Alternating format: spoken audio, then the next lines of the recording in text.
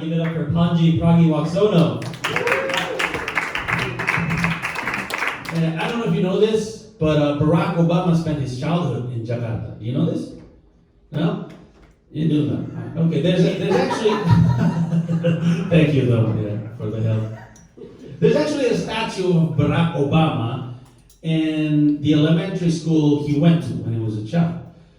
Which is okay, but the only problem is there's not a single statue of an Indonesian president in the elementary school they went to. Isn't that weird? Don't you think it's weird? I think it's weird. Every time I say to my friends that it's weird, and they were like, why not? The leader of the free world went to school in Jakarta. Just make a statue of it. I was like, what about our leaders? My friend was like, we don't like him. I don't like them. They're Indonesian. Barack Obama's American. Americans are exciting. Yeah, we have foreign people complex in Indonesia.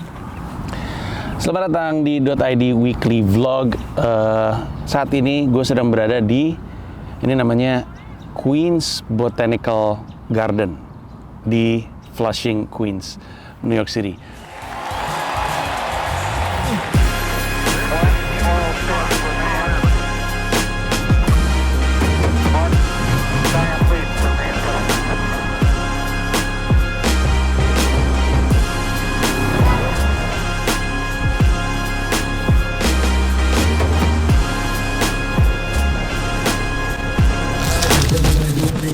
Let's go. What are you guys doing?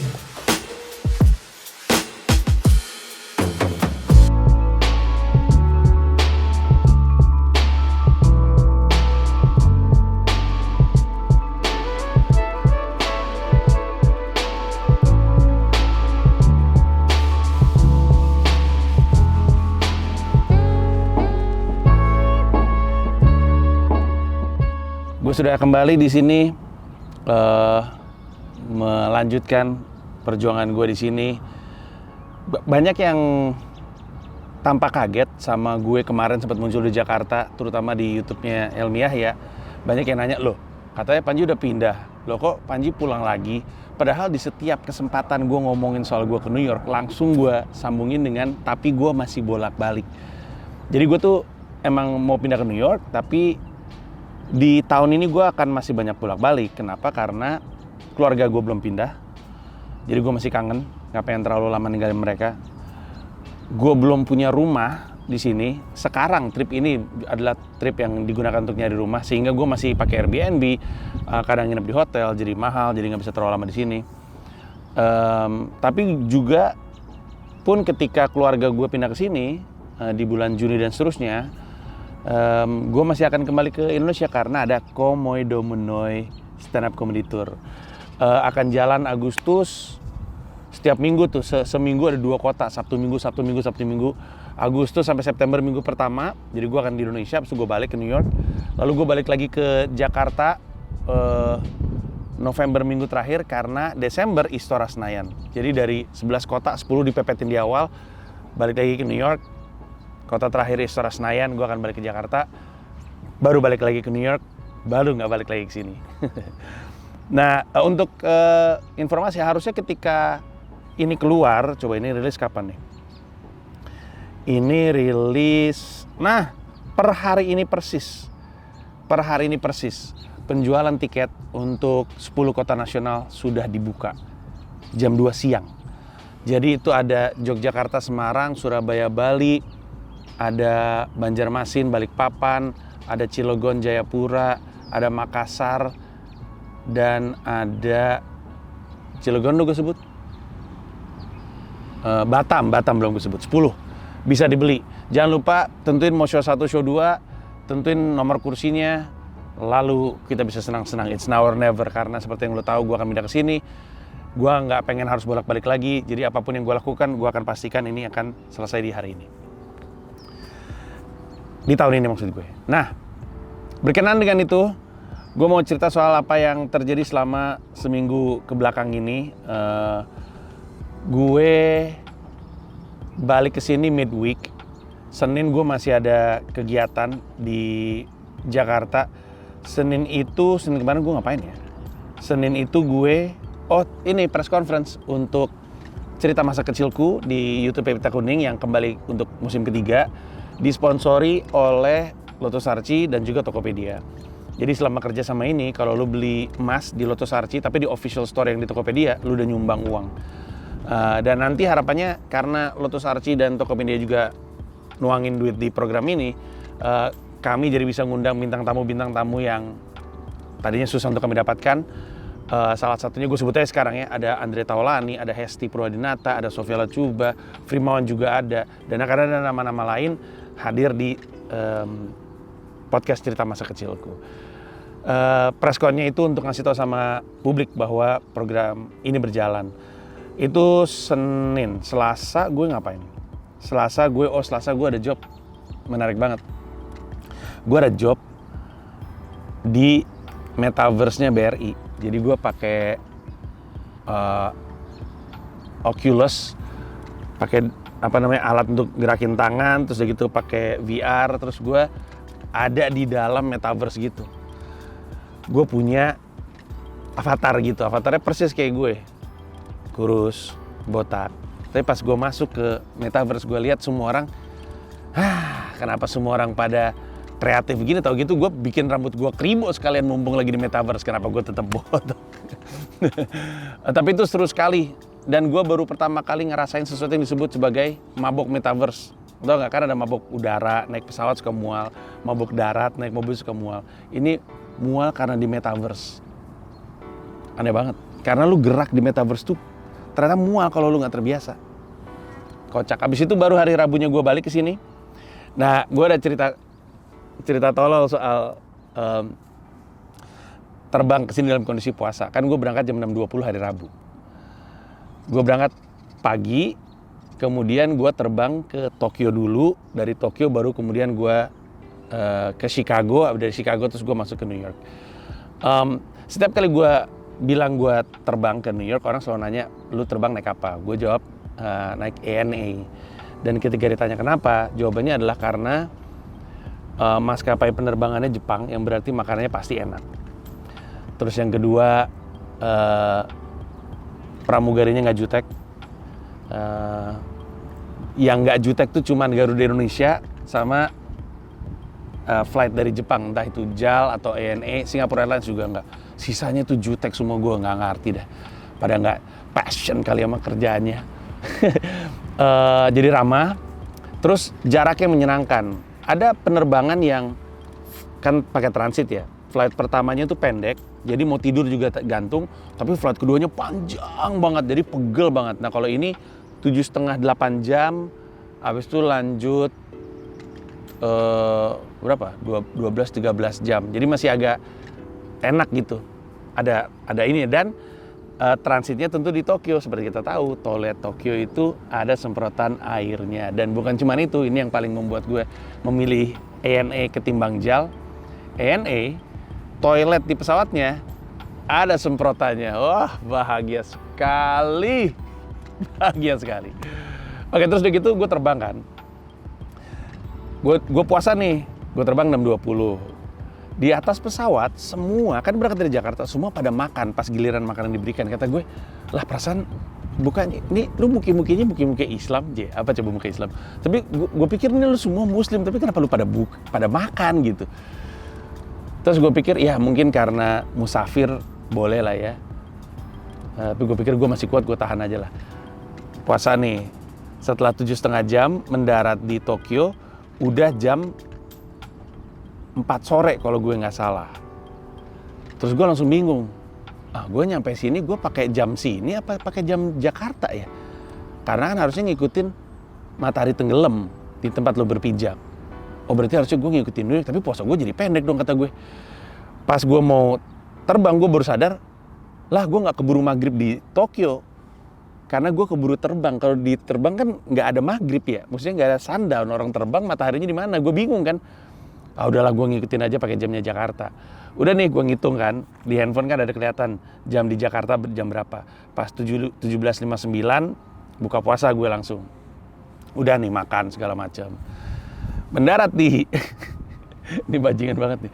Mendarat di Chicago jam 3 sore.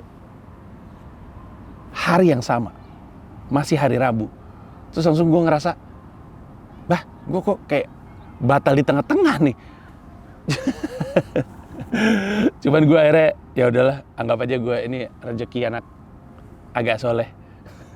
Yang penting jam puasa gue udah sesuai jam di Jakarta. Aneh banget rasanya. Disitulah gue ngerti kenapa emang musafir tuh diperkenankan untuk tidak berpuasa. Tapi udahlah, gue ngelakuin apa yang gue bisa.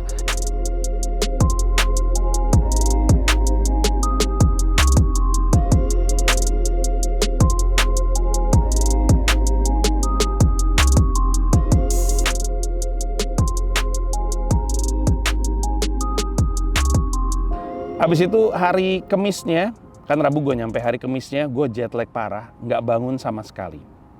Kecuali, bener nggak nih? Kecuali malamnya, bener nggak sih gue? Iya kayaknya, Kamis malam. Gue bingung, kayaknya iya deh. Jadi gue tidur seharian, tadi gue pengen paksa open mic. Tapi gue masih jet lag parah. Sesiangan tuh nggak bisa bangun sama sekali, apalagi di luar tuh hujan parah. Terus akhirnya udah gue paksain untuk tidur. Malamnya gue keluar karena gue diundang untuk ke sebuah culinary experience, dan pengalaman yang gue rasakan itu sangat-sangat menarik. Gue diundang sama namanya Kaki Lima NYC. Tapi gue akan bahas ini nanti belakangan aja, karena di bagian akhir gue akan ngomongin soal makanan Indonesia yang ada di New York City. Abis itu Jumatnya gue open mic di 2 tempat.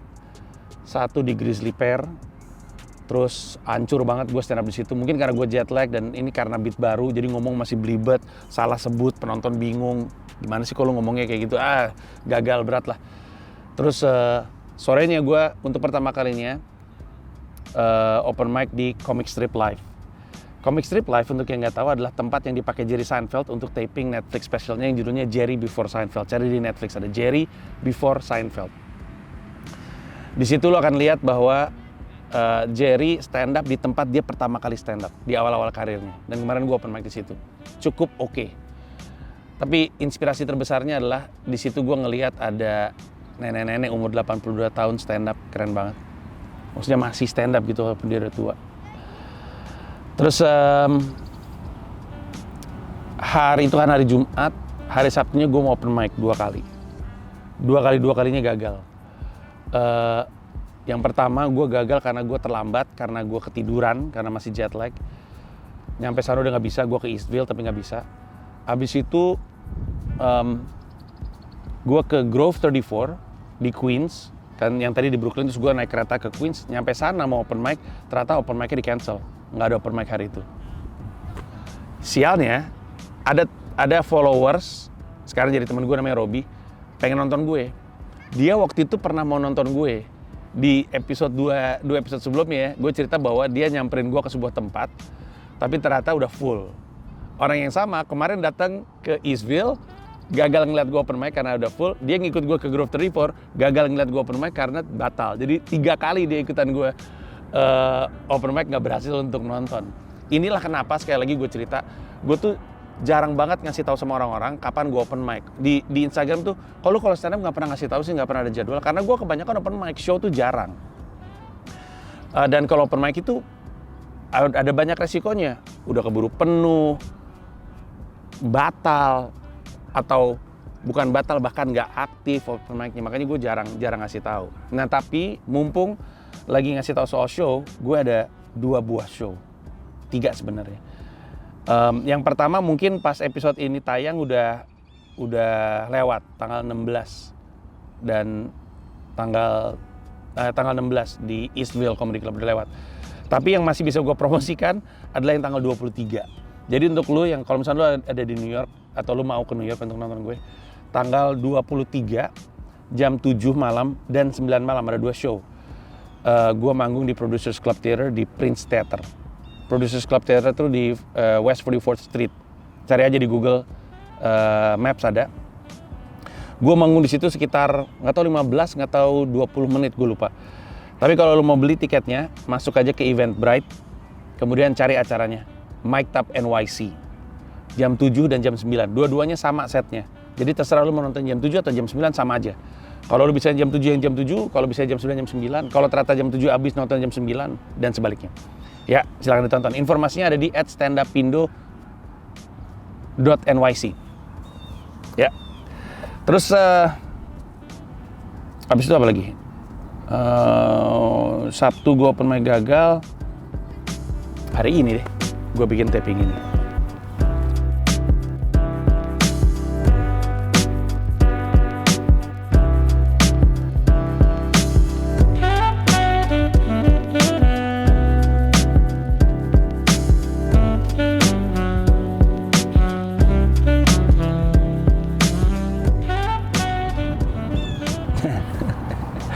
Maaf ya, ternyata di taman ini nggak boleh bikin video pakai kamera profesional, harus ada izin. Seperti banyak taman di dunia sih. Gue nggak tahu di Jakarta sama juga atau enggak. Tapi ya, tampaknya demikian. Sampai mana tadi? Oh ya, di bagian terakhir vlog ini, gue mau ngomongin soal makanan Indonesia yang ada di New York. Salah satu bercandaan paling sering muncul adalah, bang, di New York ada nasi goreng nggak bang? Bang, di New York ada nasi padang nggak bang? Bang, di New York ada tahu gejrot nggak bang? Bang, di New York ada gorengan nggak bang? Bang, di New York ini itu. Bercandanya adalah seakan-akan itu nggak ada gitu. Mereka nanyain hal-hal, gue yakin itu sempat kepikiran juga sama lo. Sama kayak orang, bang, minyak goreng di Amerika mahal nggak? Pas gue sebut harganya lebih mahal daripada di Jakarta, lenyap semuanya karena mereka tadi pengen nyindir di Jakarta mahal. Sama halnya dengan makanan, banyak yang berpikir makanan Indonesia nggak ada gitu. Nah masalahnya ini tuh New York. Di New York tuh ada kayak gitu-gitu. Gue bukan memuji, maksudnya bukan ini tuh New York pasti ada, bukan kayak gitu. Lebih ke New York itu sangat diverse. Kalau lu nanya itu ke orang yang mungkin tinggalnya di Alabama gitu atau di Houston, gue rasa masih ada kali restoran Indonesia. Pokoknya di kota-kota lain yang nggak terlalu diverse, mungkin jawabannya enggak ada gitu. Tapi kalau di Indonesia, tapi kalau di New York ada makanan Indonesia dan ada banyak. Di minggu ini gue pergi ke 2 tempat di mana gue makan makanan Indonesia. Yang pertama gue cerita salah satu yang paling terkenal di New York udah cukup lama. Sebenarnya ada banyak restoran, bukan ada banyak sih, ada lumayan, terutama di daerah Queens karena di Queens banyak Indonesia, di Elmhurst terutama banyak orang Indonesia tinggal di situ, restoran Indonesia banyak. Tapi salah satu yang menunya paling lengkap dan selalu disamperin orang dan penuh, itu ada namanya Awang Kitchen. Dia lumayan famous tuh buat makanan Indo. Di kota apa? Di sini. Oh. Ada dia calon dia lumayan terkenal. Berdua. Ya. Mau duduk mana? Lu mau duduk depan atau Kita ada reservasi buat buka puasa jam 7.15. Selesai apa mau duduk di luar aja? Mau duduk di luar aja. Oke. Nah, soalnya justru mau nunggu buka puasa gitu. Oh, oke. Iya. Di luar ya. Oke, Thank you. Kemarin gue datang ke sana, lalu gue pas lihat menunya, kata gue ini mah semua makanan Indonesia di sini. Kemarin ada yang bercanda sama gue nanya, bang, ada bubur sumsum nggak? Gue buka puasa pakai bubur sumsum guys. Gue buka puasa sama ini tahu gejrot. Terus gue makan ketoprak. Gila gak? Pempek juga ada, semuanya ada. Gue minum cendol, enak lagi cendolnya di situ. Dan gue beli sahur di situ. Gue beli nasi padang, nasi bungkus, persis dengan bungkusannya, dengan karetnya, dengan sayur nangkanya. Ada pakai kuah, gitu-gitu lah, pokoknya lengkap, semuanya lengkap. Kalau misalnya lu berkesempatan ke New York, kalau mau nyari beberapa restoran Indonesia yang ada di New York, ada banyak. Ada Asian Taste salah satunya, tapi lu bisa juga, ini juga Indo Java, namanya apa ya, gue lupa deh. Dia tuh sebenarnya kayak toko kecil gitu, di mana lu bisa beli bumbu-bumbu makanan cemilan Indonesia, tapi ada kayak pojokan, ada meja, lu bisa pesan makanan juga di situ. Dan lu bisa juga ke Awang Kitchen. Awang Kitchen tuh gede banget, secara kapasitas gede banget. Kemarin waktu gue di sana lagi ada buka puasa bareng, jadi penuh sekali. Dan di meja samping gue ada bule-bule, jadi emang waktu gue datang ada bule-bule lagi makan. Terus pas gue mulai buka puasa, ada rombongan Indonesia datang, terus ada bule juga pada makan, jadi mereka pada seneng gitu. Nah, satu lagi experience yang menyenangkan soal makanan Indonesia, gue diundang sama Kaki Lima NYC. Kaki Lima NYC itu adalah gue rasa bisa gue sebut sebagai fine dining Indonesian fine dining experience. Jadi mereka mereka pop up gitu di sebuah restoran, kalau nggak salah namanya Abigail's Kitchen. Menariknya tempatnya tuh di McDougal Street, di area yang paling sering, di jalan yang sering gue samperin karena gue sering open mic di situ. Itu pun tadinya rencana gue tuh tadinya mau open mic di comedy shop itu di Bleecker Street, masih di Greenwich Village. Terus gue tadinya mau ke Grizzly Pear, itu di McDougal Street. Abis itu gue jalan ke Kaki Lima di Abigail Kitchen. Cuman kan tadi gue cerita gue tidur karena gue jet lag. Nah, mereka pop up di Abigail's Kitchen. Jadi Abigail's Kitchen itu sebenarnya restoran, tapi untuk tanggal itu dan malam itu mereka pakai untuk ngasih Indonesian fine dining experience. Hai, kepagian ya? A little bit, but it's okay. Mereka dapur. Oke.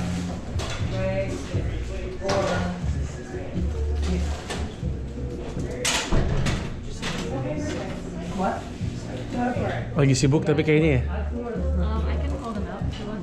I can call Pete out. Ah, oke, mereka kayaknya lagi itu They masih. just dine in. Ya, Yeah. udah bikin hi. Hi. You can go in if you want. It's so good. Oh, oke, cool.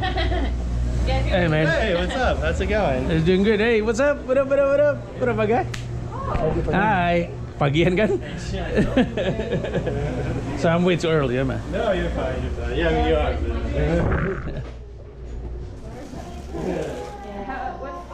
Something wrong? Yay! Yeah, So I can just sit anywhere? yeah, is anybody coming to me or you by yourself? I'm by myself. Okay.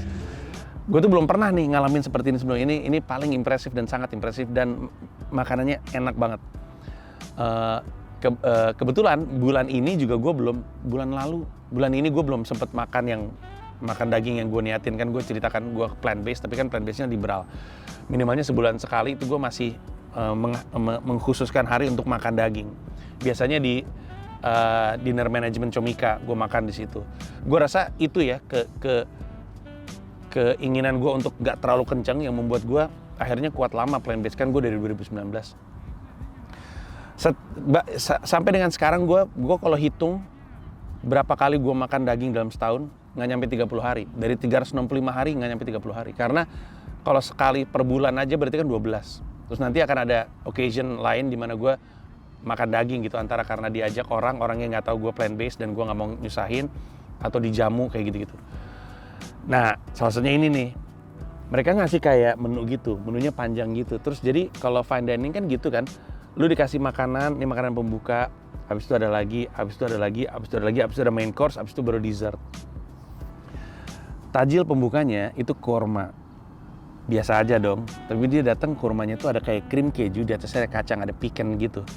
Pas gue makan,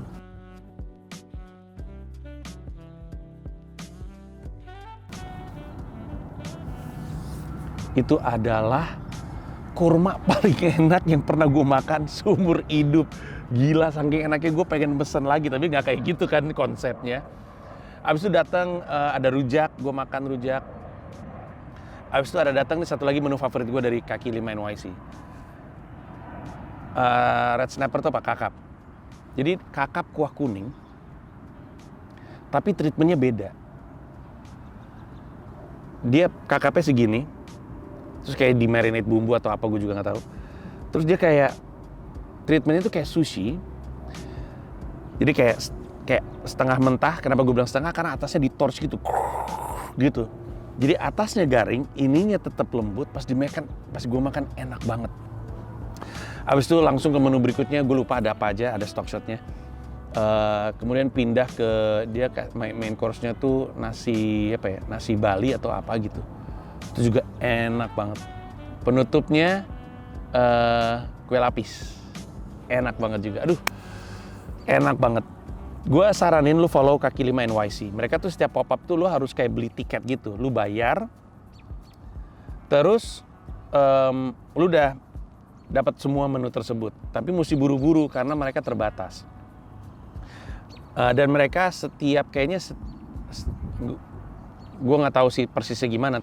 Kan gue follow mereka di Instagram ya. Menunya mereka tuh suka ganti-ganti. Kadang mereka switching gitu kayaknya. Jadi beberapa kali ke kaki lima NYC pun masih nggak apa-apa karena menunya suka ganti-ganti. Gue usul coba ke sana dan kalau lu lagi di New York ya, kalau lu orang New York nonton ini, cobain nikmati fine dining experience karena sekilas tampak $100, tapi $100 itu berapa sih? Kayak $100. Bener nggak ya $100? Ya $1,5 juta. Tapi itu adalah kalau lu makan nggak sekedar makannya, maksudnya lu peduli sama experience, lu pengen makan makanan Indonesia tapi rasanya juga beda, dikemasnya juga beda. Ini pas sekali, highly recommended, beneran deh. Sangat-sangat puas sama kaki lima NYC. Dan yang membanggakannya adalah semua yang datang, mungkin orang Indonesia kayak cuma 1-2, cuma ada 3 barengan sama gue. Sisanya orang Amerika Serikat, dan mereka datangnya dapur gitu, orang kaya sambil minum wine. Coba lu bayangin, makan rujak minumnya wine, respect nggak? Makan kue lapis sambil minum wine, respect nggak? Respect, Ben. Gila itu. Habis itu mereka tepuk tangan, dipanggil kan Retno chefnya, dibantuin sama Adit juga temen gue, diperkenalkan, terus mereka tepuk tangan.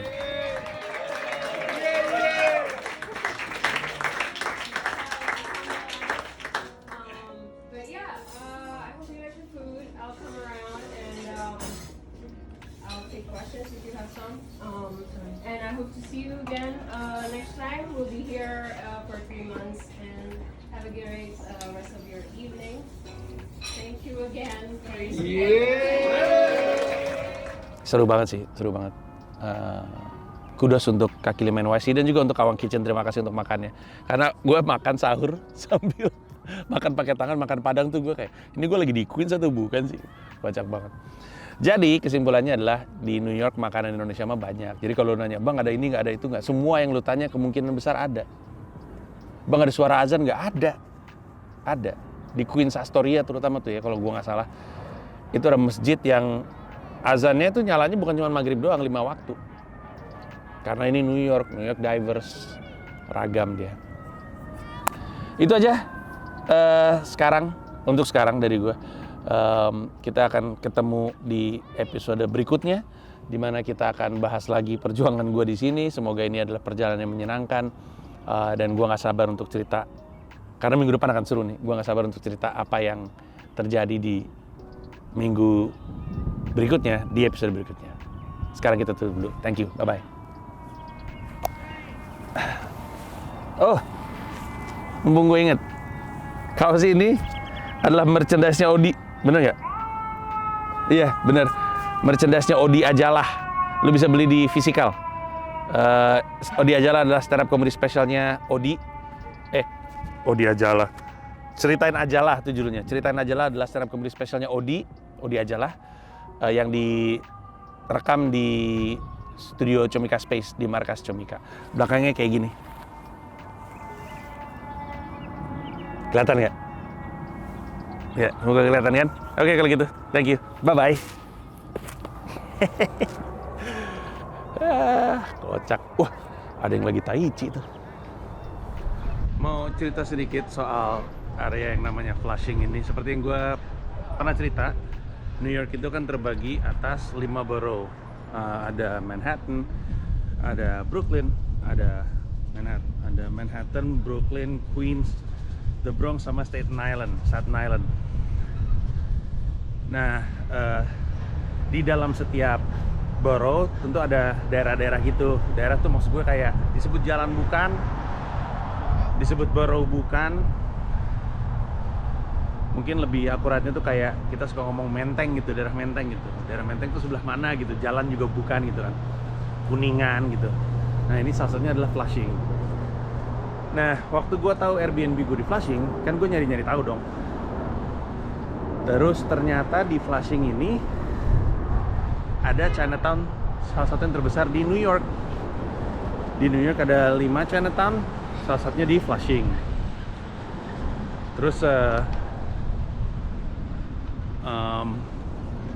gue ada beberapa rekaman video, nanti lu lihat sendiri. Pas gue jalan di sini, sumpah nggak kayak lagi di New York. Nanti lu lihat stock shotnya sendiri. Pengalamannya lebih kayak lagi jalan-jalan di Guangzhou. Kebetulan kan gue pernah ke China, pernah ke Guangzhou. Nah ini mirip banget, semuanya tuh mirip banget. Tokonya nggak ada tulisan bahasa Inggris di toko-tokonya, semua tulisan bahasa Cina. Gue waktu itu satu malam kan mau beli sahur, terus gue ke daerah Chinatown-nya mau beli makanan, cari nasi goreng gitu kan. Gue ada caku itu. Gue masuk ke restorannya. Ini ada satu kayak rombongan keluarga kayaknya pada ngobrol pakai bahasa Chinese gitu.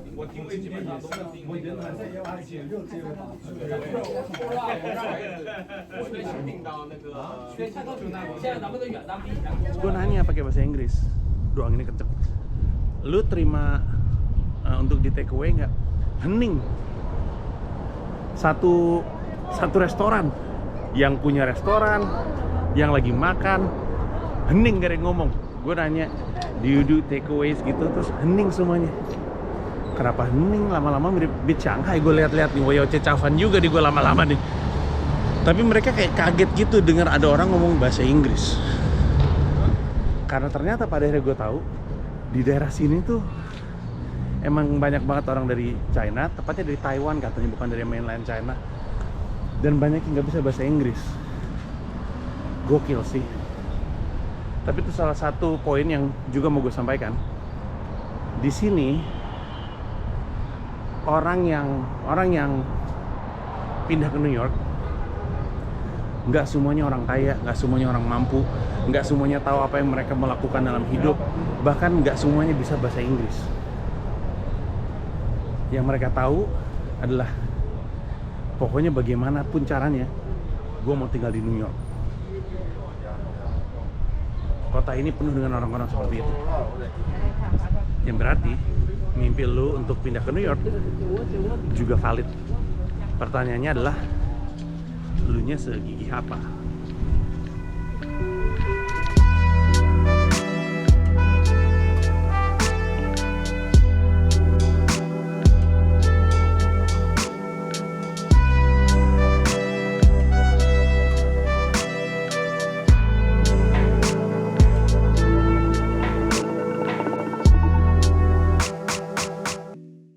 Terima kasih udah nonton video ini dan juga terima kasih udah subscribe kanal YouTube gua. Gua mau ngasih tahu bahwa gua membuka YouTube membership dan ada 3 jenis penawaran. Ada 1 paham Rp30.000, ada 1 rasa Rp125.000, ada 1 jiwa Rp1,5 juta. Masing-masing punya manfaat-manfaat tersendiri. Ada konten-konten khusus yang gue siapkan untuk para member. Kalau tertarik silahkan mampir ke home, klik join. Ini udah berapa menit nih? 13 menit. Gue di sini aja. Gue mau ngomongin di bagian terakhir dari monolog ini, gue mau ngomongin soal hi. Yeah, is it okay? Yeah, is it okay? I'm not allowed to. You do if you take it off the tripod, everything's fine. Oh, okay, cool. I'm not allowed to use the tripod. If you want to use the tripod, we would consider that professional equipment. If you Oh, okay, sorry. No worries. If you want to do that, you can go up into the V&A and they'll issue you a photo permit. I can't quote you the exact amount that they charge for that right now. Now can I just take it off? If you just take the Oh, cool. tripod off, then we're good. Good. Thank you. Alright, Thank you. thanks.